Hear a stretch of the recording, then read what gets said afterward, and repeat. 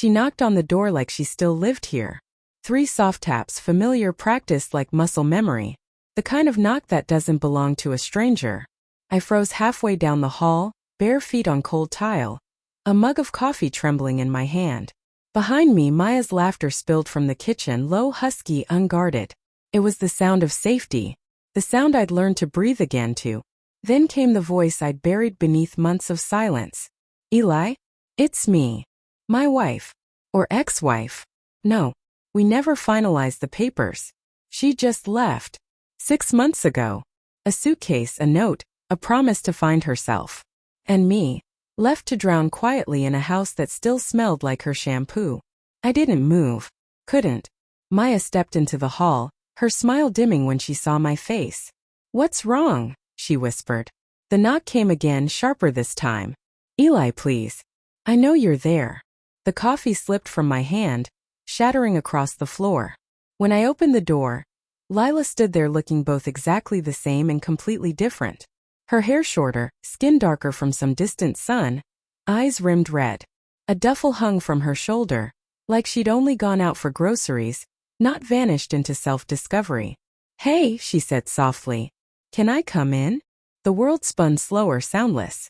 I caught a whiff of sea salt and something herbal, new perfume. Not mine. Not ours. Behind me, Maya had gone still. I could feel her presence like static in the air. I swallowed hard. Now's not a good time. Her gaze flicked over my shoulder. You're not alone. It wasn't a question. Maya stepped forward then, God bless her courage, wrapped in one of my shirts, eyes steady. I'm Maya, she said. You must be Lila. The silence that followed was the kind that cracks walls. Lila's throat worked, but no words came. Her eyes darted between us, the rumpled couch cushions, 2 coffee mugs, my unshaven jaw. Her mouth trembled. So this is what I come back to, she whispered. I almost laughed at the irony. Come back to what?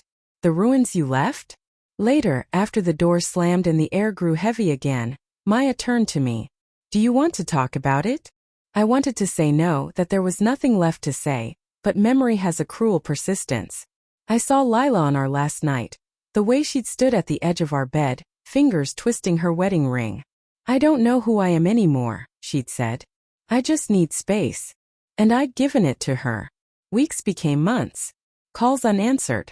Her Instagram a gallery of beaches, strangers, sunrises. Always smiling. Always elsewhere. You think she'll come back? My brother had asked once.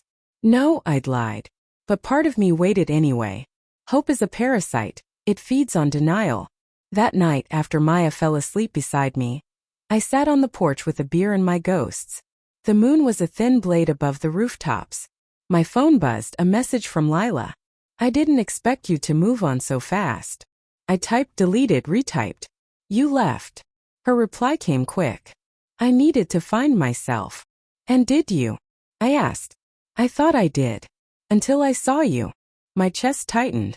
It wasn't love that stirred, it was guilt, that sharp, ancient ache that doesn't care about logic. Days passed. Then she called. Can we meet? Just to talk. I shouldn't have gone. But closure is seductive. It promises peace and delivers confusion.